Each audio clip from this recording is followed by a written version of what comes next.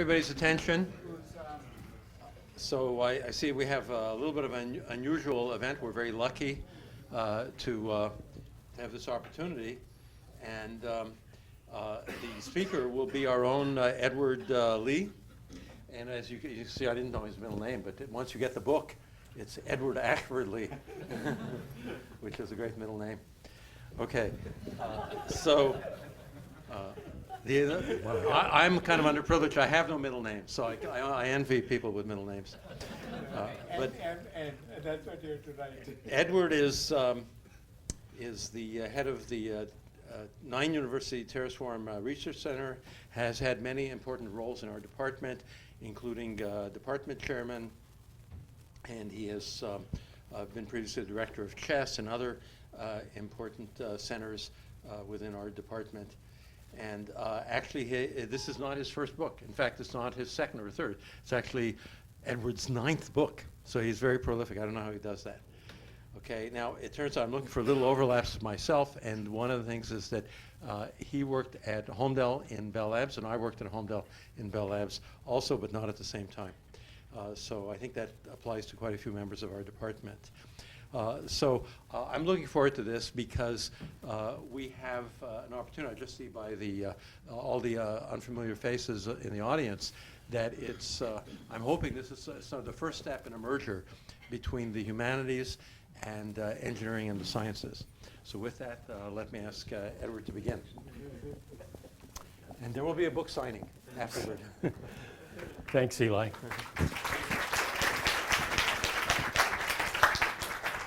So I want to thank Eli and Bjorn, who are the organizers of this colloquium, for letting me do this. This is kind of a crazy project. I mean, my previous books are all textbooks, and this is my first attempt at something that's aimed at a more general audience. And I am really quite new to this, and I actually don't know how to do what we're about to do today. But I'm going, I actually have 4 events scheduled in London next week, which are kind of my first public events. So I'm hoping that this dry run will help me figure out how to do this, right? And so in front of a friendly audience first. I hope it's a friendly audience anyway. If you brought tomatoes, I hope you can leave them outside for the moment. Some of the things I say you might not like, but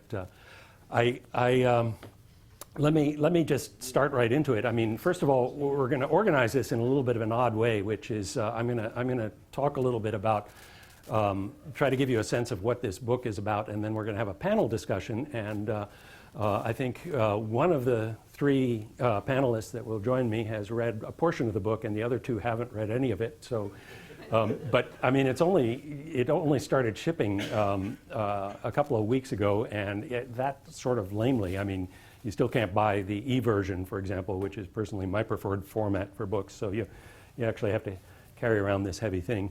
It's not that heavy. I tried to keep it short. But anyway, let me tell you a little bit about why I wrote this book. I actually started working on the project in February of 2016. So just literally, a little more than a year and a half ago. And I was sitting in a faculty meeting.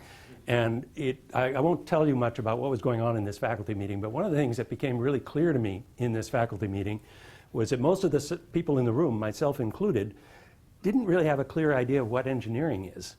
And I was kind of scratching my head, how could that be, right? I mean, we've been enmeshed in it for all our lives, and yet I really felt like we didn't understand it. At least I didn't understand it. So I set out on this project to try to figure it out. And I learned a lot in the process, and this is what came out of that effort. But let me tell you a little bit about the title. The publisher hated the title.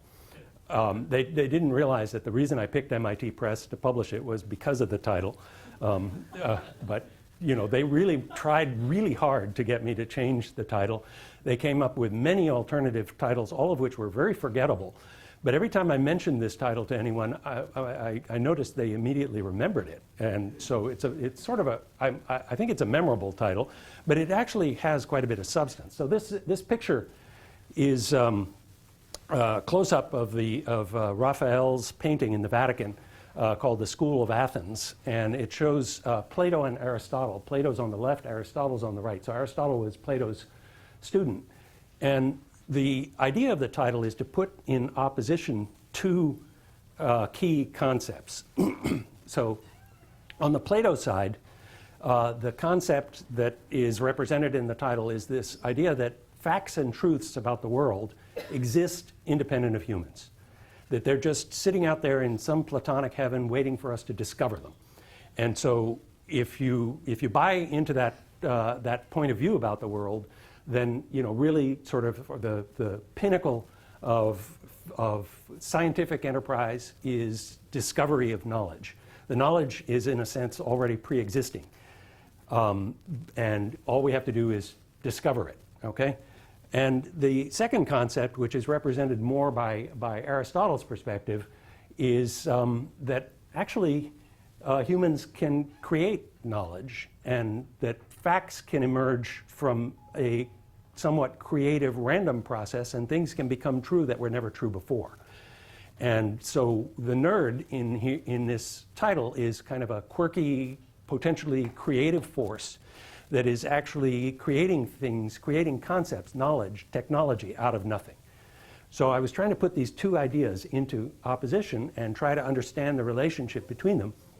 And in the process of writing the book, I got this kind of amazing insight that has really sort of grabbed me and won't let go, which is that I believe very strongly, and a major theme in this book is that technology and humanity are co-evolving in a very Darwinian way. All right, if you think about things like, okay, let's talk about Moore's law, something that's very relevant to this department, right? Which says that the number of transistors doubles every 2 years in chips.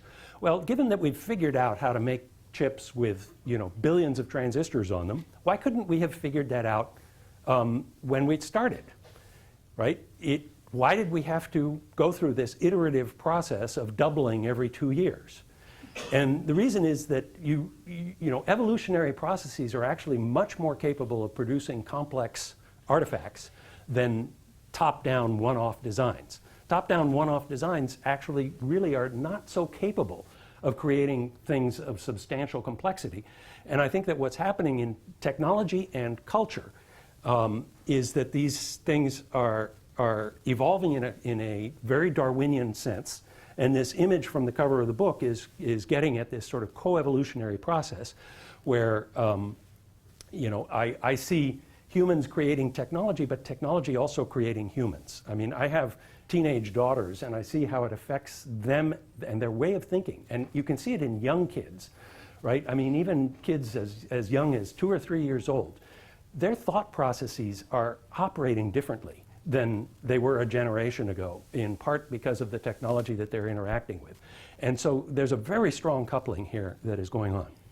So let me try to tell you a little bit about the themes that are woven throughout the book that couple with that coevolutionary idea. So first of all, the book raises a lot of questions, right? It doesn't try to give answers so much as raise questions. So I put potential misconceptions here.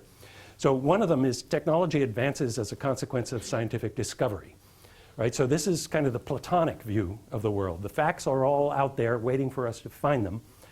So in the first chapter of the book, I talk about the relationship between discovery and invention. So here's a wonderful discovery. The three inventors at Bell Labs of the transistor, which they first prototyped in 1947.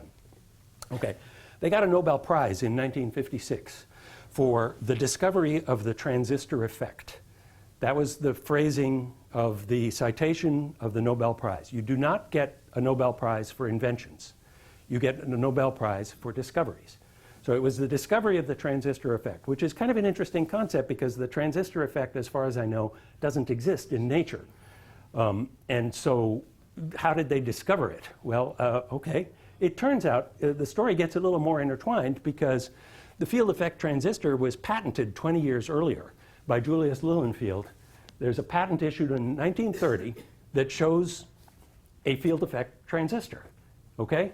You don't get patents for discoveries, you get patents for inventions. So the transistor was invented 20 years before it was discovered. That's bizarre, okay? So that made me start to think about this relationship between, kind of a scientific view of the world where, particularly with this Platonic interpretation where your goal is discovery, versus the nerd side, which is this creative force that is trying to, build things out of nothing and sort of bootstrap the world and create things that didn't exist before. And one of the key ideas that came to me was, well, science and engineering both extensively use models. In fact, I would say models are absolutely central to both disciplines, both classes of disciplines, because these are big classes of disciplines, right? We model the physical world. In science, the value of a model lies in how well its behavior matches that of a physical system, right? If you have a model that doesn't describe well how a system operates in the physical world, it's just not a very good model, and it won't satisfy. What is that? Oh, I know what it is. I'm getting an alert on my phone for something. Heat alert. Great. I hope you're all not dying from the heat in this room. Okay, so I think it's hard to disagree with this statement, right? Because I think if you study science, this is how we use models. But I came to realize that in engineering, we actually tend to use models a little bit differently. So in engineering, the value of a physical system lies in how well its behavior matches that of a model. Okay? If I give you a piece of silicon that doesn't behave like the circuit design that was specified, then that physical piece of silicon is a piece of junk. Okay? It's incumbent on the physical system to match the model in that case. Now, of course, scientists and engineers both use models both ways. But in my experience, they almost never understand which of those two ways they're using it. It's not my phone that's doing the alert, so it must be somebody else's. So I think it is important to understand, how you're using models, because these are two very different and very complementary uses of models. So put another way, a scientist asks, can I make a model for this thing? And an engineer asks, can I make a thing for this model? And put yet another way, a scientist tries to shrink the number of relevant models. These are the models that are required to explain the physical world. You try to have fewer of them. That's the goal of science, have fewer models. Okay? Whereas an engineer tries to grow the number of relevant models, the number of models for which we can build physical things that they will emulate. Okay? So these are very complementary uses, and so that suggests that maybe this idea that technology advances as a consequence of scientific discovery is maybe a little bit of an oversimplification. Okay, how about this question about engineering and science being rational, systematic, and logical? We like to think that it's like that, right? So you all know about Donald Rumsfeld's famous speech where he talked about, well, there are things we know, there are things we know we don't know, but then there's things we don't know that we don't know, right? The unknown unknowns. Well, I'm a digital guy, so there's an obvious fourth category, right? Which Rumsfeld didn't mention, which are the unknown knowns. These are the things you know, but you don't know you know them, okay? Those actually are very important, and we all have them. In fact, in the book, I talk quite a bit about Thomas Kuhn's philosophy. This is another Berkeley professor. And he talked about this notion of paradigms shaping science. And he got a lot of criticism for it. It's very controversial, and I talk a bit about the controversy because the controversy is interesting, right? One of the things that offended the scientific world was that it seemed to be putting a subjective side to science. And that was, very much against this Platonic idea, where in some sense the truths and facts all exist out there in the world. They're just there and true, and our job is just to discover them. And the discoverer, of course, provides a service to humanity, but then becomes unimportant. The discoverer is not really that important because his or her role is just to reveal that pre-existing truth, okay? But Thomas Kuhn said, well, no, actually, kind of doesn't work that way. That science sits on this backdrop of unknown knowns, things that you just take as assumptions, and that the models that you accept as the physical world. So, how does that apply to digital technology? Well, this is an image that I got from Soo-Jae King, who developed, along with several colleagues here at Berkeley, the FinFET. And I want to emphasize, this is a spectacular piece of technology. This is a transistor where the gate width is 20 nanometers. And this was in 2001. And this is how transistors are made in most of the major fabs today. They use the FinFET, okay?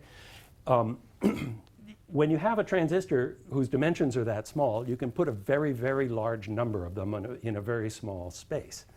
Now, of course, in order to be able to do designs that involve those very large numbers, you need layers of abstraction.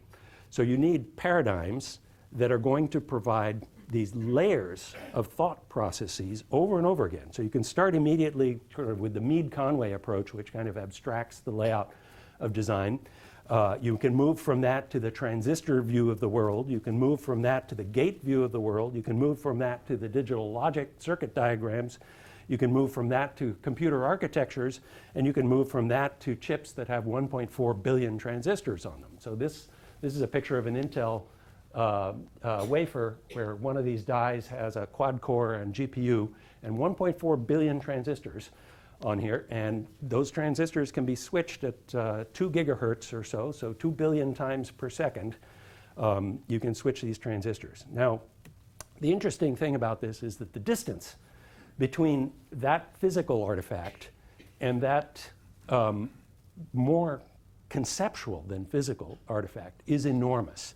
And the layers of abstraction and the paradigms that are used in those layers of abstraction very much shape what emerges from the technology, the potential that emerges from the technology. And that's just hardware. You overlay on top of that software, and you start talking about instruction set architectures and programming languages, and then libraries, languages, and dialects, and cloud computing, and you've got several more layers of abstraction. So in 1972, Edsger Dijkstra wrote a very nice paper where he talked about this huge dynamic range in computing. In 1972, he was talking about the relationship between the switching of an individual transistor versus the execution of an entire program. And he sort of calculated that there's a dynamic range of about 10 to the 10 there. And he drew an analogy with a brick wall, where he said that, if you want to kind of understand a brick wall, you can do it at several layers, but you need the layers in order to be able to make any sense of something that spans such a huge dynamic range. You can talk about it at the molecular level, you can talk about it at the crystalline level, you can talk about it at the level of bricks, you can talk about it at the level of walls, you can talk about it at the level of buildings, you can talk about it at the level of cities. All right? These are all different layers at which you can reason about these things that span this huge dynamic range, and we need these layers in order to be able to understand these huge dynamic ranges. So I just did a back of the envelope calculation and updated Dijkstra's 1972 ratio, and as of 2016, it was about 10 to the 24. Okay? So enormous dynamic range between the switching of an individual transistor and the running of a program in the cloud. Okay? And with that kind of a dynamic range, my claim in the book is that the properties of the physical world become almost entirely irrelevant. Okay? With so many layers of abstraction, every one of these layers of abstraction, a human construction, but actually an evolved human construction, co-evolved with our culture, okay, then the physical world isn't really what's defining the behavior anymore at all, okay? So at the software level, my claim, and something that I develop in this book, is software is quirky and idiosyncratic, and yet it shapes thought, okay? Some of you may recognize this extinct language called APL there, and various non-extinct languages that are at least as idiosyncratic as APL. So the claim is, in fact, that humans are a creative force that is they're providing the mutation in an evolutionary process. They're creating the randomness that leads to this evolution. So maybe engineering is not quite so rational, systematic, and logical. Related to that, of course, it may not be so much top-down intelligent design made by humans. We think of, when we sit down to write a program, we think we're doing a design, right? We're doing that design. Maybe we start with a clean sheet of paper, we write an entire program, we've got a design at the end. But how much of our thinking was influenced by the designer of that programming language? Quite a lot, actually. And how much was the designer of that programming language influenced by the previous things that came before that, right? Quite a lot, again. So these things shape our thinking, and consequently, it's really maybe not appropriate to think of these as top-down designs so much as a symbiotic coevolution. Now, the symbiosis here is really important. We have become very dependent on this kind of technology. A good analogy, I think, digital technology, I'm convinced we will look back historically and say it's, at this point in time, it's very primitive. It's going to get much, much fancier, and it's going to have a much bigger impact on our culture in the future than it has already. But in terms of symbiosis, I think it's kind of operating with us sort of similar to our relationship with gut bacteria, right? The gut bacteria needs us to live, okay? If we die, it dies, okay? Same with the digital technology, right? But we also need it to live, right? I mean, if you shut off all the computers today, think about what that would do to our economy and our food distribution system and so forth. It would be pretty disastrous, right? It would probably take down humanity. So there is a symbiosis here, and symbiotic coevolution is a very powerful force. So one of my favorite phrases from the book, this is a straight quote from the book. Are we playing God? This was addressing AI in particular, okay? So we're creating artificial intelligences in software. Are we playing God, creating a new life form in our own image, or are we being played by a Darwinian evolution of a symbiotic new species? Are humans the purveyors of the noisy channel of mutation, facilitating sex between software beings by recombining and mutating programs into new ones? That's how programmers work, right? They don't start with clean sheets of paper. They take pieces of code and libraries, and they stitch them together, and they mutate them. And we're a mutation force in an evolutionary process. Okay. The next potential misconception is this issue of whether computers are universal information processing machines. And here the characters that are involved primarily in this part of the story are Claude Shannon and Alan Turing. So Shannon for giving a very cogent way of interpreting the notion of information, and Alan Turing for giving a very cogent way of interpreting the notion of computation. Now, one of the things, there's a couple of things that you see, common misinterpretations of these contributions of these guys. One is a lot of people talk about Claude Shannon as saying, well, information is digital. Claude Shannon showed us that. Well, Claude Shannon did not show us that. Claude Shannon showed us that a noisy channel can only convey a finite number of bits of information. But he actually can quantify information that cannot be represented in a finite number of bits. And in fact, one of his key observations was that there is a source of information that cannot be conveyed by a noisy channel because it's too much information, and the noisy channel is unable to convey it. Okay, so in some sense, Claude Shannon showed us a fundamental limitation of communicating information. And many people, unfortunately, interpret that as content, that he said that information itself could only be digital. And I don't believe that that is at all what he said, and I lay out that story in the book. Similarly, Alan Turing is, in the popular press these days, credited with inventing the computer. I think most of the people who would come to a colloquium like this know that Alan Turing did not invent the computer. He did very beautiful stuff where he showed us that there were lots of designs of computers that are essentially equivalent. But most importantly, he also showed us some things that computers cannot do, okay? There are limitations to what computers can do. And in fact, they can't process information that cannot be represented in bits. That's rather obvious, okay? So one of the challenges in this book is that I actually lay out a mathematical argument, and yet I'm aiming this book at a general audience, so it was really fairly difficult to do. But probably in this audience, if you're coming to the EECS Colloquium, you'll be able to understand what I'm about to say, right? Which is the set of all computer programs is a countable set. Okay?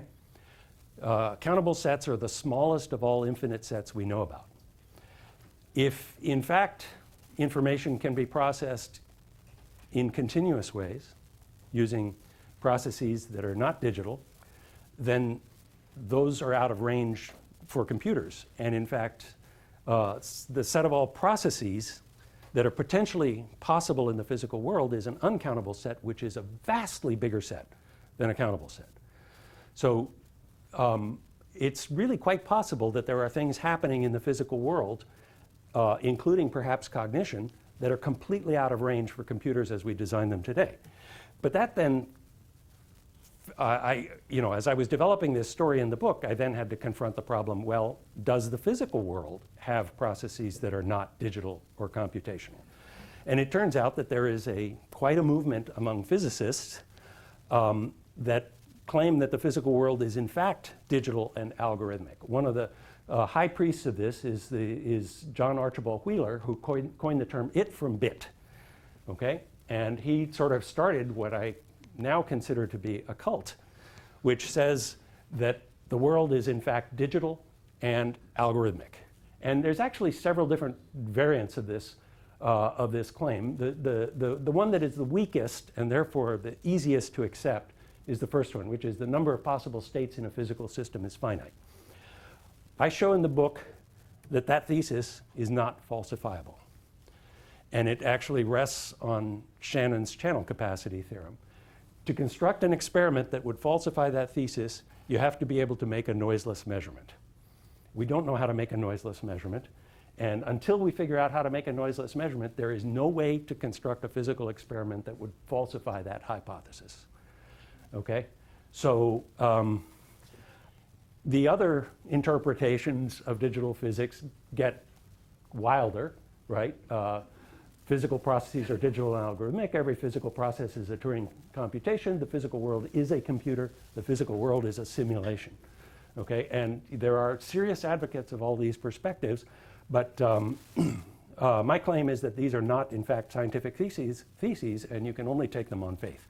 And moreover, I argue in the book that they're highly improbable because they would require nature to have constrained herself in ways that we have no idea why nature would have constrained itself in these ways.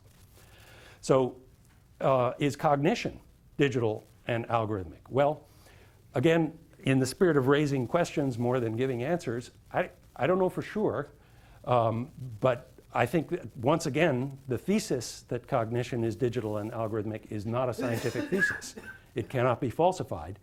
And if it is in fact not true, then one interesting consequence is that your mind is entirely your own. You will never be able to convey it. For those of you who are waiting for the singularity, when you can upload your being into a computer, you're going to have to invent a noiseless channel before you can do that. Claude Shannon showed us that. Because any noisy channel will only convey a finite number of bits of information, and unless cognition is digital, it takes more than a finite number of bits of information. So that singularity is, I think, suspect. So there's other potential misconceptions. One of them, sort of the holy grail of science, is ultimately everything can be understood and explained. Well, the characters here, Turing and Kurt Gödel, both showed us that that isn't actually true.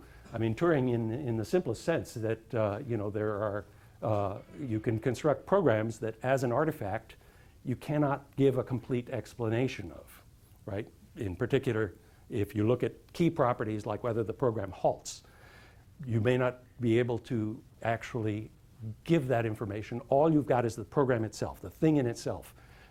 You can't actually come up with an understanding that's independent of that thing in itself. Okay, so now the weirdest one is the remaining two potential misconceptions. First, the physical world is deterministic. Is it? Well, one of the key proponents of this idea was Pierre-Simon Laplace, who was a famous French mathematician working at maybe 200 years ago. Okay, and he came up with this idea of Laplace's demon, which is, as Laplace described it, a vast intellect, that if this intellect could know the position and momentum of all of the particles in the universe, then it would be able to predict the entire future of the universe and, in fact, see the entire past of the universe. Okay? So it just had to know position and momentum of every particle in the universe. And that became known as Laplace's demon. And of course, in the 20th century, quantum mechanics came along, which seemed to undermine that. And I'd like to just read you a quote from Stephen Hawking, because I love the way he phrased this. He says, At first, it seemed that these hopes for a complete determinism would be dashed by the discovery early in the 20th century that events like decay of radioactive atoms seemed to take place at random. It was as if God was playing dice, in Einstein's phrase.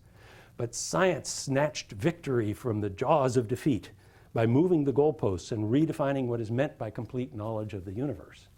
So what he's alluding to here is that if you think of the state of a physical system in terms of positions and momentums of particles, then yes, quantum mechanics says it becomes non-deterministic. If, on the other hand, you look at wave equations and you follow Schrodinger's equation, it once again becomes deterministic, because Schrodinger's equation gives the evolution of the physical system as a deterministic evolution. So the interesting thing about this is that determinism isn't a property of the physical system. It's a property of the model of the physical system. Okay? The same physical system can be both deterministic and non-deterministic depending on the model that you construct for it. Interestingly enough, in 2008, this guy, David Wolpert, gave a proof that Laplace's demon cannot exist. And it's a really interesting proof because it actually reflects Kurt Gödel's incompleteness argument. He essentially said that because Laplace's demon would have to exist in the very physical world that it predicts, you get a self-referentiality that is very much like the self-referentiality that leads to Gödel's incompleteness and Turing's undecidability. This self-referentiality, this bootstrapping, tends to make systems incomplete. So on the determinism story, I actually tried very hard in this book to leave out any of my own research. So there's almost none of my own research, but I do have a little bit of a discussion about one of my own research results, which I published last year, which is essentially that determinism is incomplete. So if you construct models of the deterministic world, if they're rich enough to be useful to describe the world, then they actually become algebraically incomplete. They don't include their own limit points. Now, that's a fairly technical argument, but the way that I use it in the book is to address the question of whether emulating something in arbitrarily fine detail is enough to actually accomplish that something. So you could accept, for example, that maybe cognition is not digital and computational, but we can approximate it arbitrarily closely. Will that be essentially equivalent to accomplishing cognition? And my claim is that we should not believe that it is, okay? And this argument relies on this incompleteness to show that, in fact, it gives a counterexample that shows that emulating something in arbitrarily fine detail is not necessarily enough to capture essential properties of that something. So, so if the physical world is not, if it is or is not deterministic, right? These are misconceptions. Well, maybe it's random, right? The physical world is random, but actually I think potentially these are both misconceptions because randomness and determinism is about models, not about the physical world. So here I delve into what do we mean by random models. So, here I have a chapter on probability where I address this really interesting debate between the frequentists, who are very Platonic about their view of the world, and the Bayesians, who actually are much more subjective and get criticism for their subjectivity, because interestingly enough, these two camps in probability use essentially the same mathematical machinery, but they have different meanings for the term probability. The Bayesians interpret probability to be a quantification of our lack of knowledge. And a Bayesian probabilistic model is valid regardless of whether there's chance in the physical world, because we always have lack of knowledge, right? So it doesn't matter whether there's chance in the physical world. If you're using Bayesian probability, it's still perfectly self-consistent. And interestingly enough, most of the machinery, the mathematical machinery of Bayesian probability is not due to Thomas Bayes, of whom this is not a picture, but it's the only picture that people have been able to find that kind of looks like it might have been him, but apparently it wasn't. But most of the mathematical machinery is actually due to Pierre-Simon Laplace, who it seems was hedging his bet about Laplace's demon, right? Because he was convinced the world was deterministic. But his position is actually not inconsistent, because his meaning of probability is quantifying uncertainty, not quantifying chance in the world, okay? And quantifying uncertainty is perfectly valid even if the world is completely deterministic. So this argument leads to a lot of confusion, this interpretation of probability. And so one of the other passages from my book is, anytime we talk about what we don't know, we can't really know what we are talking about. And that's what happens with when you talk about Bayesian probability. So, artificial intelligence. Actually, I use the plural here, artificial intelligences, because I am convinced that we are on the verge of understanding that intelligence is much more complicated than we thought it was. And we thought it was pretty complicated to begin with. But we had this pretty Unitarian view that intelligence was this property of human brains. And I think it's actually much more multidimensional. And one of the things we're going to learn as AI evolves is that actually there are intelligences that are really quite different from what humans do. And they're equally valid to call those intelligences, okay? And they may be quite complementary to what humans do. But how do these things get evolved, and how do they get into our work, into our daily lives? Well, one of the observations that I make is that technological progress is co-evolving with humans. And AI, as it gets introduced into our world, is going to be through a coevolutionary process, and it's a very rapid coevolutionary process. And evolution depends on death. Right? Death is necessary to have an evolutionary process. Rapid evolution generally comes with rapid death. There are things in our culture, like careers, that are dying. There are things in technology that are dying. In fact, most of the technological artifacts that we create die, right? We remember the ones that survive, but most of them die, right? So there's a lot of death happening here, and that's part of a rapid evolutionary process. In our culture can actually slow down this process, sometimes deliberately, sometimes inadvertently. This is an inadvertent example where I think that car should be ashamed of itself. The fact is that we have the technology to quite cheaply keep cars from running into the car in front of them.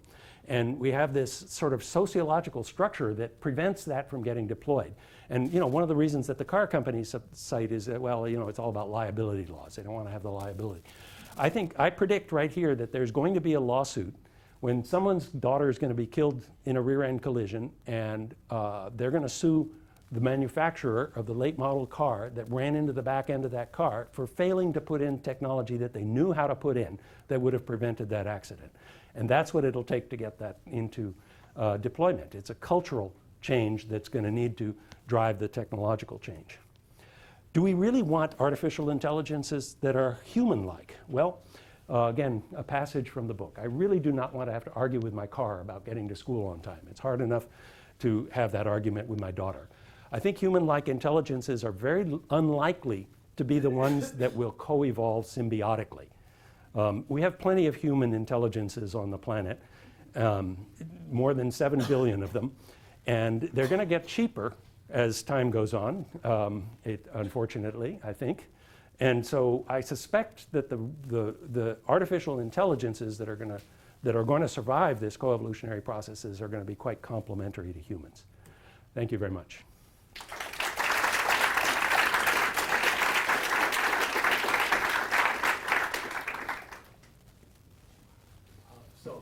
With that, I want you to hold your questions until we get our panelists, give them a chance to delve into this. I want to ask the panelists to come up. So Jitendra Malik, Professor Ken Goldberg, Professor Bjorn Hartman. Okay, and you just listened to this, and so we need to get your reactions. So maybe we can change the lights here too. Yeah, there we go. That's better. Just pass this around.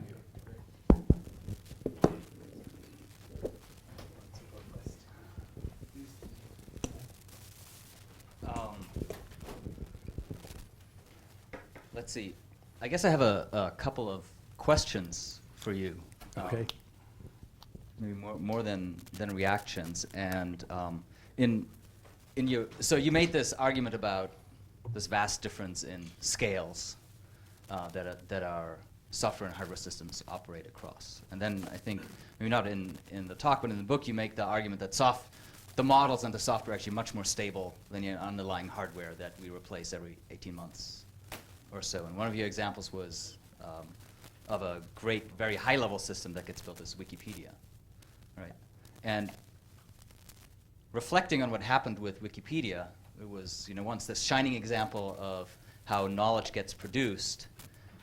And now if you track the activity of what happens over time, it's right now actually a very hostile place for newcomers to try to come and contribute to. Most of your edits will most likely be immediately reverted by either some bot or a human editor who says, oh, you're not worthy of contributing to this. And so to me that raised an interesting question that you make an argument that the underlying hardware changes very quickly. The software and the models are very stable, but then what they enable actually also changes as our society changes its knowledge, perception, values of systems. And so it seems kind of threatening that we have all this software sticking around that is no longer in sync with the underlying hardware because that went away. And is also no longer in sync with the societal processes that came afterwards. So I'm just wondering what your response to it. It seems like we're setting ourselves up for dealing with problems of very durable software. Yeah, I think that that is, as Bjorn mentioned, that's one of the things that I talk about in the book is that hardware is kind of ephemeral, and software tends to be more durable. And I think that's partly because software is a much more direct codification of what is essentially a cultural artifact more than a technological one. And culture changes relatively slowly because it depends on humans for that change and the human scale. And so, but I mean, that's not necessarily slowing down these evolutionary processes is not necessarily a bad thing, right? Because, we could really get overwhelmed if they are progressing too fast, right? So one of the interesting challenges is that I think that this coevolutionary process is actually happening at all of these layers of abstraction. So it happens, right at the device physics where there's a lot of invention going on, and all the way up to, the cloud computing infrastructure where there's stuff that is changing very, very fast at all of these levels. And I don't think humans have much experience with that much dynamics happening all at once in ways that are really important to us that will affect our way of life and our culture. So I don't have an answer to this, but I do think that evolutionary processes are fundamentally harder to predict and control than top-down designs, right? And so part of what I'm trying to do is to get people to understand that what's happening is an evolutionary process so that we can then figure out how we can, potentially mitigate the ill effects that could arise from it. So, great talk. And I want to pick on this theme of co-evolution, which I really think is fundamental to how we should think about the relationship of humans to technology. And what I want to do really is, again, as a professor, I'm entitled to take a preaching role sometimes. We don't adequately emphasize an understanding of evolution in our curriculum. Evolution is one of these beautiful theories, which can be stated in 10 words without a single bit of mathematics. Of course, at least Darwin did not put any mathematics in there, but he had all the core ideas. And it can be described very simply as there is this process of variation, and then there is this process of selection, and then the next generation, certain versions will be more probable and certain versions will be less probable. But appreciating this takes a lot of subtlety, and certainly for 100 years people didn't really appreciate it well. I recommend a lot, my favorite author in this is Jay Gould, because he's very approachable. He writes these short essays, and he takes these evolutionary ideas and applies them to cultural artifacts, technology, and so forth. So like a few features, some aspects which come from evolution, which are as true of natural evolution as technology. One is path dependence.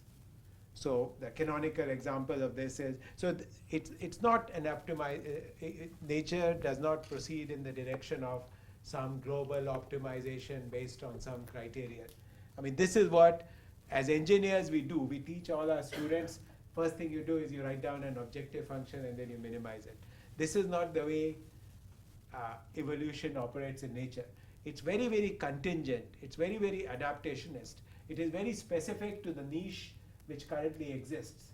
So, I mean, if you might want to now design a typewriter which would be optimal for, given the frequency of letters in the English language, after every letter, what letter is, the bigram frequencies, etc. But you can't do that, right? I mean, we are stuck in a certain mode for evolutionary reasons. So there's path dependence. Another point is there is no single optimum to which we reach. I mean, we as human beings might think that human beings are sort of the pinnacle of evolution. And in fact, quite a lot of sort of harmful stuff, eugenics and so forth, came out of that mode of thinking. But really, it's adaptationist to local niches. And by many criteria, you could argue that insects are actually the most successful species. And going by the way humankind is going now, in 1,000 years, we will all be dead, and there might just be, the insects will still be there. You know, like the mammals that survived the extinction of the dinosaurs, when we go extinct, the insects will still be there. So this, in fact, connects to a point that Edward made, and I believe very strongly, which is that a lot of the current hype about artificial intelligence is around artificial general intelligence, with this assumption that these will evolve in that one single direction, which is kind of very much like this all-purpose intelligence of the human variety, and then these will run amok. But this is essentially missing out how our evolution takes place, because we will be developing intelligences in various specific contexts. We already have computers which can do a far, far better job of multiplying 64-bit numbers than you or me can. We already have intelligences, and those existed 50 years ago. We already have intelligences which can remember tons and tons of facts, right? Much better than we do. And we working together with, say, a Google search engine are an enormous intelligence. But this is different from the kind of AGI that people are talking about. And these examples could be multiplied ad infinitum. I'll say one more thing, which is, I think the evolutionary metaphor also tells me something which I really believe in, which is diversity is good. Evolution thrives on diversity. And you need to have a varieties so that, first of all, there's sort of so that then you can be adaptationist to various niches which might evolve. You have the benefits of sex, which is recombination, but diversity is very key, and particularly at an intellectual environment like your university, I think thinking about evolution leads us to diversity. Thanks. Did you just say the benefit of sex is what was that again? It was okay. So I first of all, whose idea was it to do this? Have this panel? Was that your? I think it was Eli's Eli. idea. All right. I want to commend you because it's very interesting. I want to give a perspective because when I go to see talks by humanists, often they do this, and they call it respondents. And I love this concept, and I think we should be doing more of it here in engineering.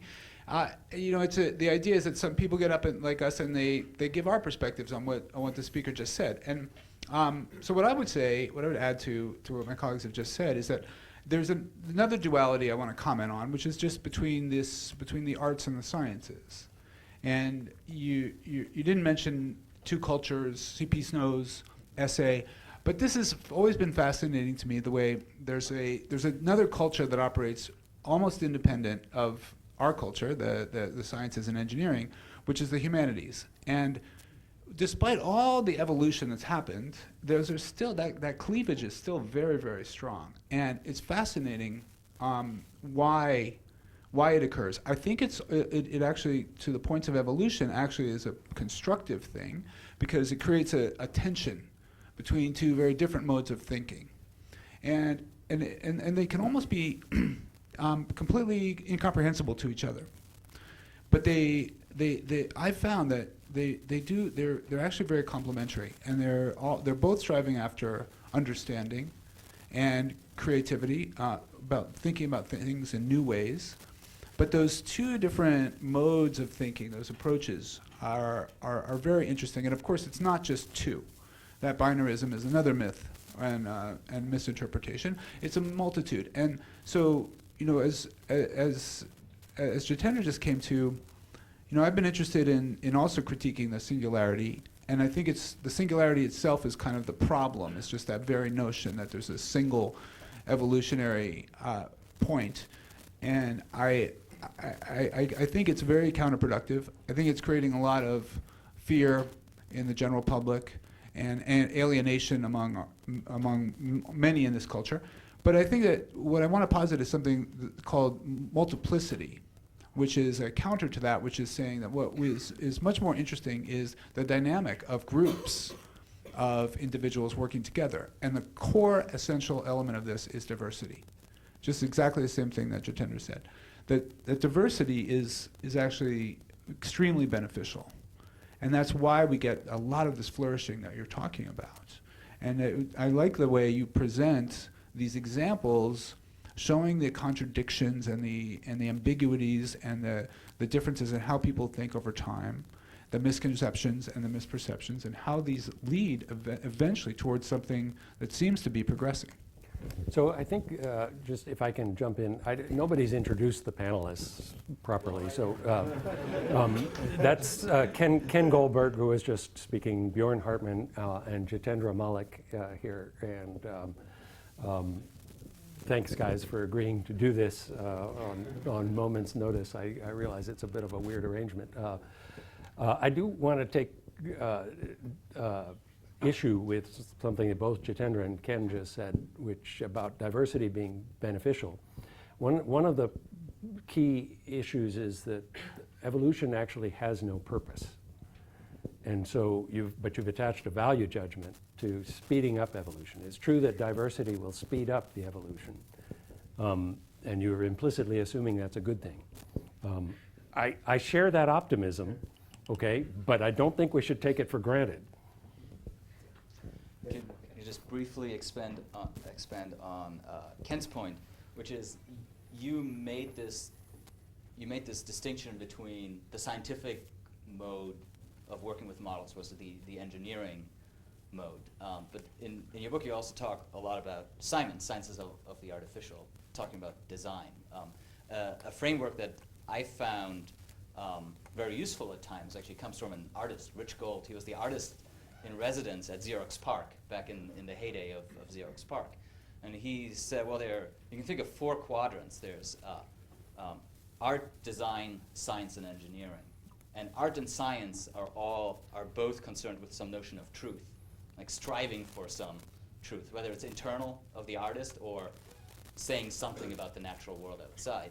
And engineering and design are about problem finding and problem solving, either using models and mathematics or using knowledge we gain about people out in the world. There are clients and they have needs and there are constraints to be satisfied. So I find that very useful to think about not just science and engineering. And to me that, in my role as leading a design institute, that to me opens up the question, what should we teach our students about design? Because you made the argument that we're all operating in these deep, deep stacks of technologies layered upon technologies, layered upon technologies.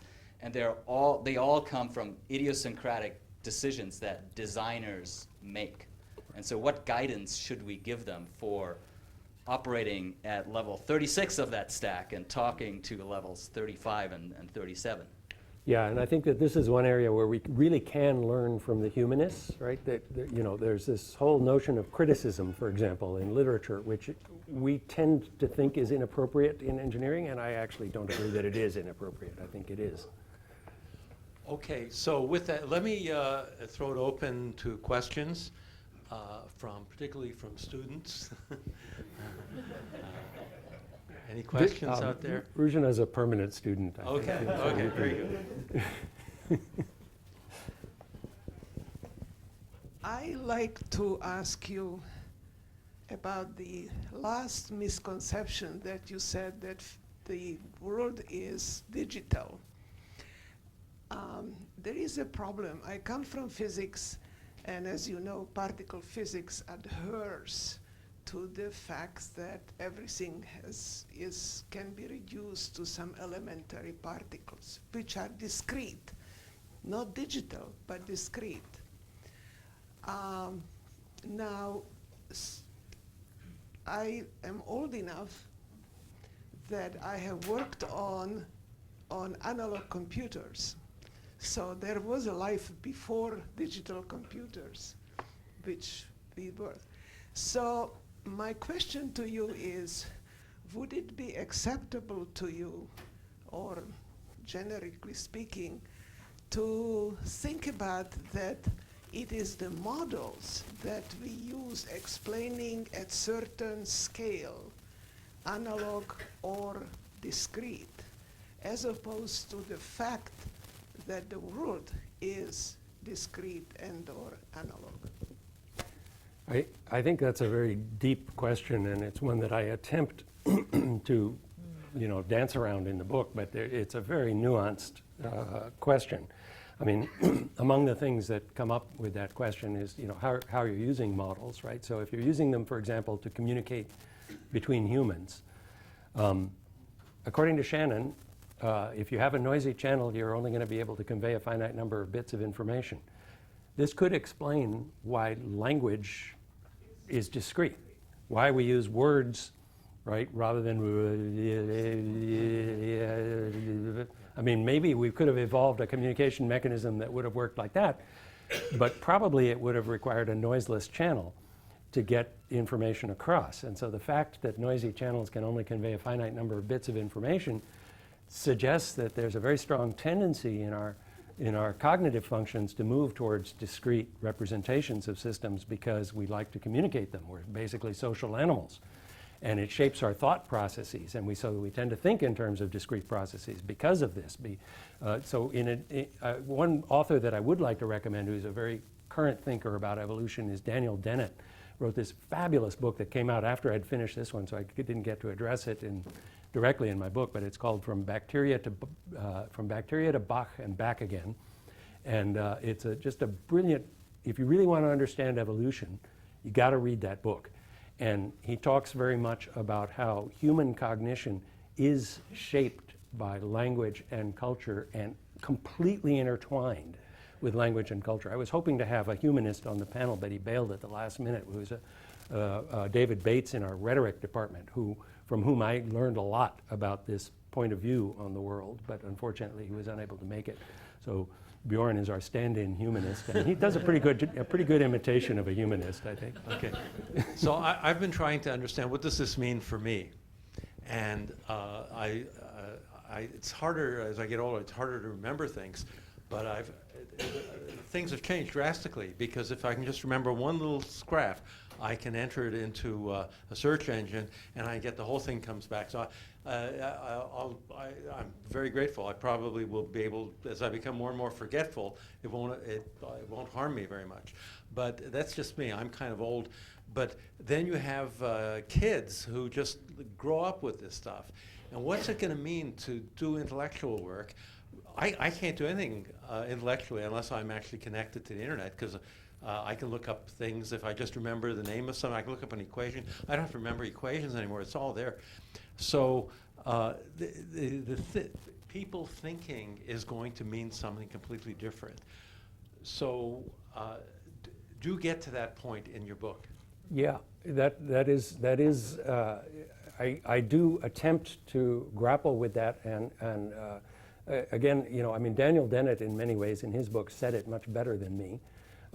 But he talks about the fact that he sort of echoes, I think, Marshall McLuhan's view from way back in the 60s, where he was talking about language and culture and all of the sort of infrastructure that we set up around, the institutions that we set up around us as extensions of human thought. And in Dennett's perspective, they actually become part of human thought. They actually shape thought. And I say in the book repeatedly that Google makes me smarter. I have no doubt that it does.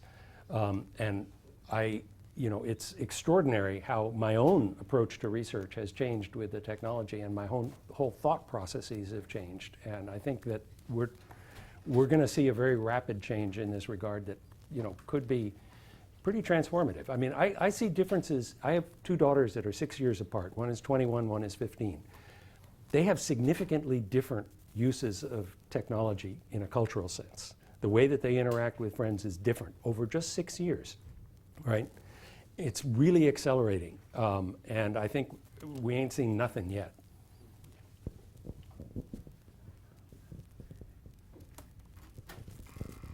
Hi, sorry, I just more of a comment than a question, I guess.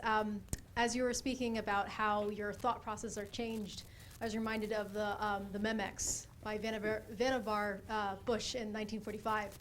And I'm wondering, there's a question here. I'm wondering if you have any commentary on what's changed since 1945 when he kind of anticipated this impact on how we think.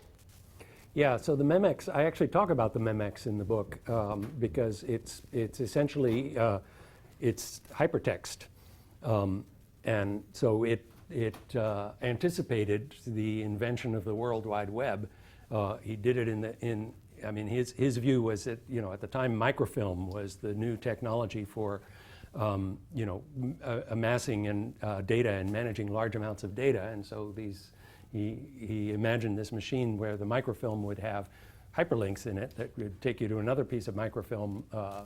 So in fact, it's hard to identify any piece of technology that doesn't have predecessors. I think even Vannevar Bush, though, would be astonished by the impact that the web has had on our culture and our way of thinking.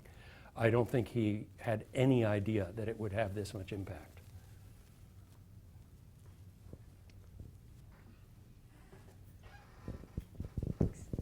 I hope this is an okay question to ask, but I was curious how the thinking and writing of this book's process has changed your value system, especially given your comments on diversity in itself is not inherently valuable without some assumptions.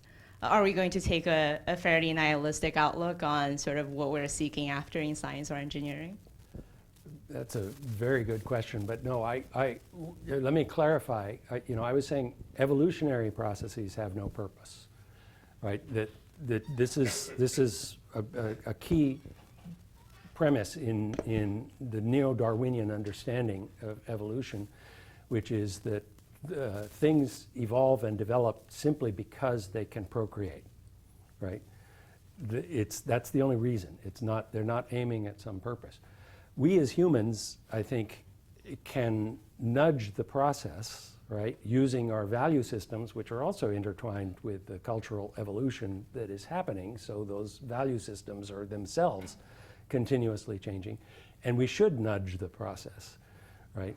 I feel like we can't control the process, though.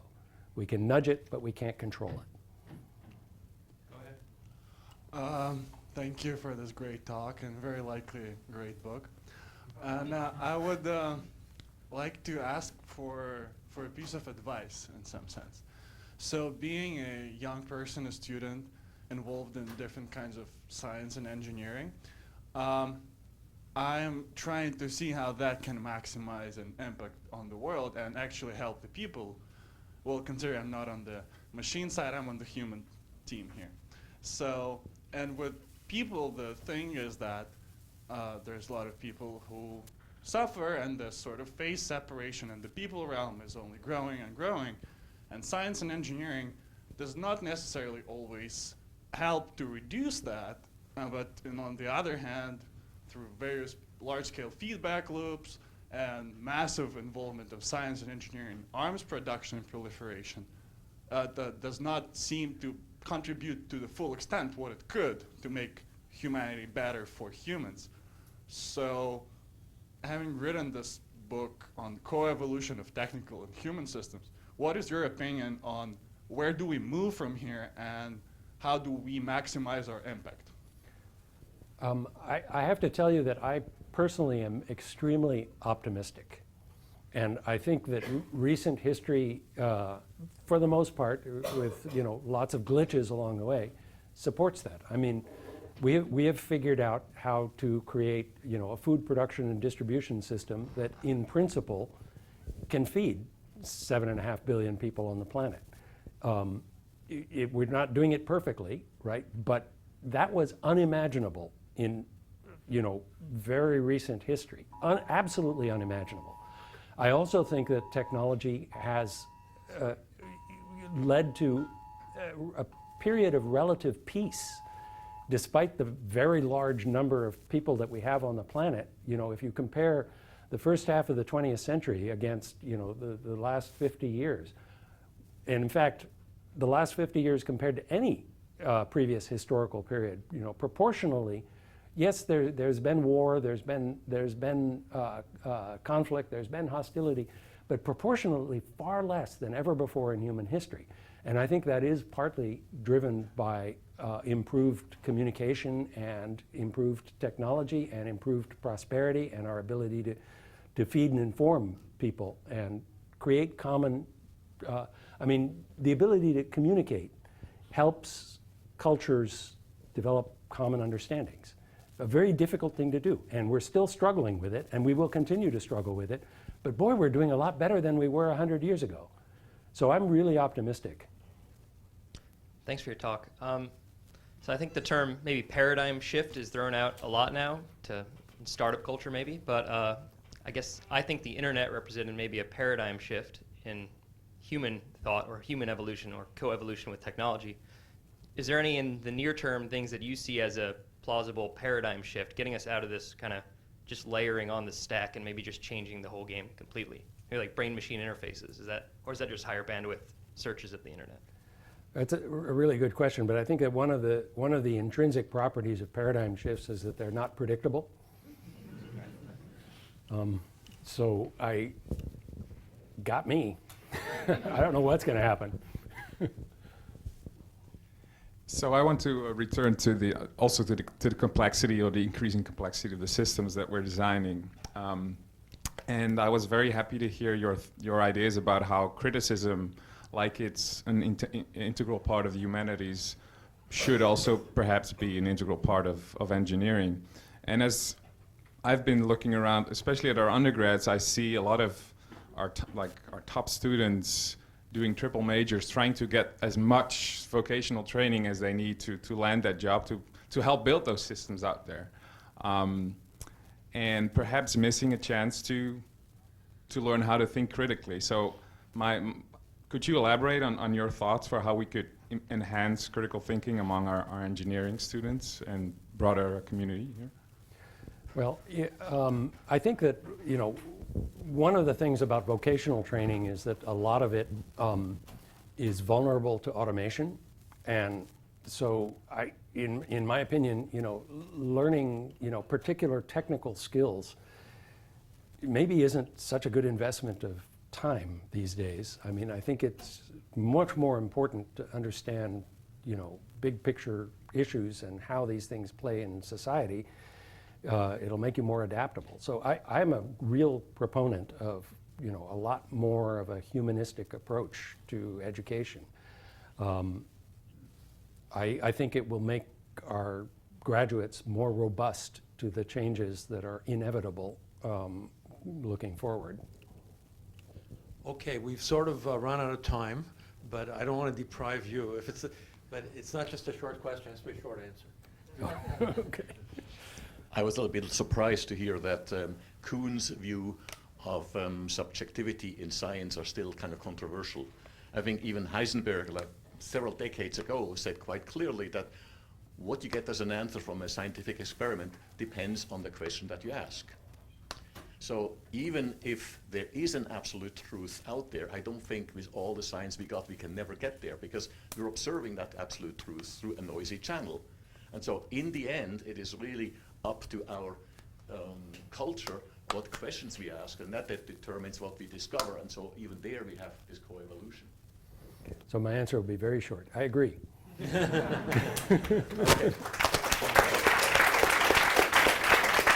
Thank you.